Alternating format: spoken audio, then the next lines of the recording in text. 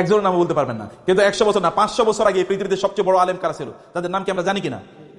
সবার নাম জানি। ইমাম আবু হানিফা নাম জানি, ইমাম শাফির নাম জানি, ইমাম মালিকের নাম জানি, ইমাম আহমদ হাম্বল, ইমাম বুখারী, এদের প্রত্যেকের নাম জানি। এরা কিন্তু আবার ব্যবসায়ী ছিল। অতএব দেখেন তারা যে কথা, ইমাম আবু হানিফা ওই যুগের সবচেয়ে বড় ব্যবসায়ী। আপনি কিন্তু তার ব্যবসার কথা জানেন না, কিন্তু জানেন কি তার দিন এর কথা জানেন, জ্ঞান অর্জন করেছেন, মানুষের কাজ করেছেন। আপনি এরকম কেন হবেন না? আপনি এরকম হতে হবে। আপনি অলস থাকবেন না, আপনার প্রত্যেকটা সেকেন্ড ম্যাটার করে, প্রত্যেকটা মুহূর্ত আপনি দৌড়ান। লাফি আমালি দুনিয়া ওয়ালাফি আমালিল আখিরা, এটা হবেন না। হয় দুনিয়ার কাজ করেন অথবা আখিরাতের কাজ করেন, দুটো করবেন। দুনিয়ার কাজও করবেন না, আখিরাতের কাজও করবেন না, অথবা কেবল দুনিয়া করবেন আখিরাত করবেন না, অথবা কেবল আখিরাত করবেন না দুনিয়া করবেন না। এটা না, ইসলাম বৈরাগীর ধর্ম না।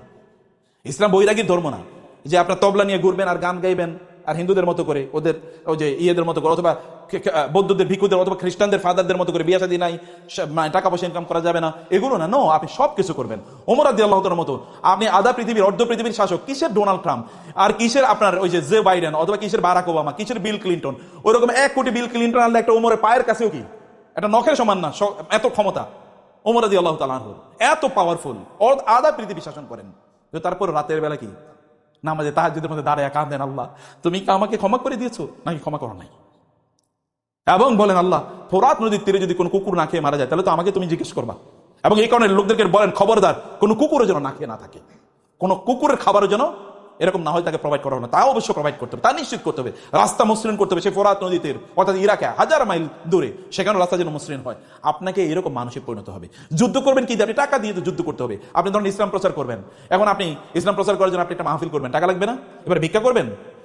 আমরা মুসলমানদেরকে একটা ভিক্ষুকের জাতি বানাইছি। মসজিদ বানাবো, একটা রাস্তায় একটা থালা নিয়ে বসে থাকলো, ভাই আল্লাহর রাস্তায় কিছু দেন না, মানে মইরা গেলে কি করবেন, এরকম ভিক্ষার জাতি তো আমরা ছিলাম না। আপনি একা এরকম টাকা পয়সার মালিক হন যে আমি মসজিদ টাকা বানিয়ে দেবো, আমি মাদ্রাসা টাকা বানাবো, আমি এরকম 50 জন লোকে আমি পড়াবো, আমি এরকম 10 জন আলেম বানাবো, এরকম টাকা পয়সার মালিক হওয়া লাগবে। তাহলে আপনার দুনিয়ার জন্য ইনকাম হলে আখিরাতের জন্য আপনি গর্ব করে চলতে পারবেন, আপনি মর্যাদার মতো করে চলতে পারবেন। অন্য লোকেরা আপনাদের দেশে থাকবে, যা আমরা বাংলাদেশে গিয়ে থাকবো, কারণ ওইখানকার লোকেরা ভালো, কারণ ওইখানে ব্যবসার প্রফিট আছে। তখন আপনি আমেরিকা গিয়ে পালিয়ে থাকবেন না, অথবা দিল্লিতে বলবেন না যে ওইখানে গিয়ে থাকি, ওইটা আমার বাপদাদার বাড়ি, পালিয়ে ওইখানে চলে, এটা আপনি তখন মনে করবেন। আপনি মনে করেন না আমার বাপদাদার বাড়ি এটা, আমি এখানে থাকবো, আমি এগুলোকে নিয়ন্ত্রণ করবো।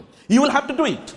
আপনার নিজকে সম্পদের মালিক হওয়া লাগবে, আপনার নিজকে ব্যবসায়ীতে পরিণত করতে হবে, এবং আপনি সম্পদের মালিক হবেন এই দুটো পারপাসকে সামনে রেখে, এই দুটো পারপাসকে সামনে রেখে। এবং তাইলে আপনি দেখবেন যে আপনি ওয়াইদু লাহুম মাসতাতা'তুম মিন কুওয়াতিন ওয়া বিররিবাতিল খাইরি, আল্লাহ তাআলা রাসূলকে বলেছেন আপনি ওদের বিরুদ্ধে যুদ্ধ করার জন্য ঘোড়ার আস্তাবল তৈরি করুন। এখন ঘোড়ার আস্তাবল কেন তৈরি করে, কি দিয়ে তৈরি করে বলেন?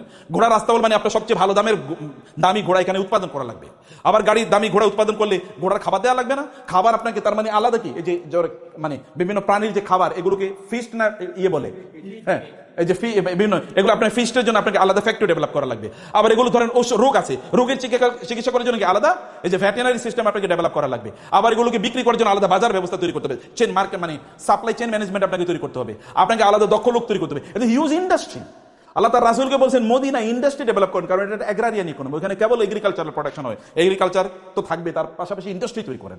1500 বছর আগে আল্লাহ রাসূলকে বলছেন ইন্ডাস্ট্রি তৈরি করেন, আর আমরা 1500 বছর পরে এসে আমরা কোনো ইন্ডাস্ট্রি ডেভেলপ করলাম না। আপনি ডেভেলপ করা লাগবে, সমাজের মানুষের জন্য কাজ করতে হলে আপনাকে সম্পদের মালিক হওয়া লাগবে। কিন্তু সম্পদ যেন আপনার অন্তরে না চলে যায়। সম্পদ থাকবে কোথায়? হাতে থাকবে সম্পদ, কিন্তু অন্তরে থাকবে কি আল্লাহ। আল্লাহ থাকবেন অন্তরে, হাতে থাকবে সম্পদ, এর মাধ্যমে গোটা পৃথিবীর মালিক আমরাই হয়ে যাব। আমাদের পূর্বপুরুষরা প্রায় 1200 বছর একচ্ছত্রভাবে গোটা পৃথিবী চালাইছে। আপনাদের বাপদাদারা, ভালো করে শুনেন, আপনাদের বাপদাদা মানে কি? আমাদের পূর্বপুরুষরা। এরা এই ইন্ডিয়ান সাবকন্টিনেন্ট কত বছর চালাইছে মুসলমানরা বলেন তো?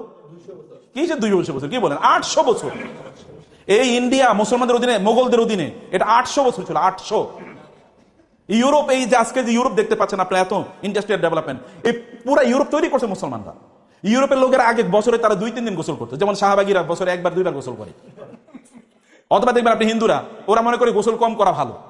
বুঝতে পেরেছেন? এটা ইউরোপিয়ানদের, এটা তাদের ইয়ে ছিল যে গোসল কম করলে আল্লাহ ওয়ালা হওয়া যায়। এটা আমি একটু বুদ্ধিজীবী টাইপ। এবং ওরা নারীদেরকে, এখানকার হিন্দুদের মতো ওদের নারীদেরকে ওরা জীবন্ত হত্যা করতো। স্বামী মারা গেছে, এই মহিলার বাঁচিয়ে রাখা দরকার নাই।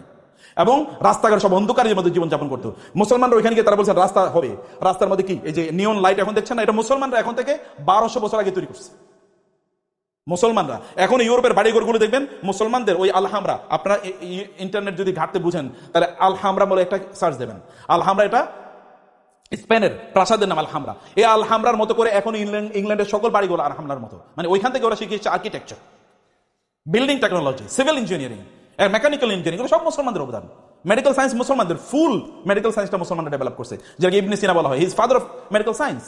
এবং এই যে ওষুধ বানানোর ফুল পদ্ধতিটা মুসলমানদের আবিষ্কার, কেমিস্ট্রি পুরোটা মুসলমানদের আবিষ্কার, ফিজিক্স পুরোটা মুসলমানদের, নিউটন এটা তো মুসলমানদের সূত্র চুরি করে। জাবের ইবনে আল হাইসামের সূত্র 4.5 বছর আগে, 450 বছর আগে জাবের ইবনে হাইয়ান এই সূত্র দিয়েছে, ওই সূত্র চুরি করে তারপরে নিউটনের সূত্র বানাইছে। এখন এই কথা আমরা বলতে পারি না, কারণ আমরা তো এখন কি, এখন হচ্ছে আমরা দুর্বল। আমরা এই কথা বললে মানুষ বলে এটা পাগল। আমাদের সন্তানরাই তো বিশ্বাস করবে না, আমাদের সন্তানরাই বিশ্বাস করবে না। অথচ পৃথিবীর এখনো মুসলমানদের হাতে প্রায় 70,000 এরকম বিজ্ঞানের বই আছে, যেগুলো যদি এখন অনুবাদ করা যেত তাহলে গোটা পৃথিবী ম্যাথমেটিক্স হয়ে যেত। কিন্তু কে করবে?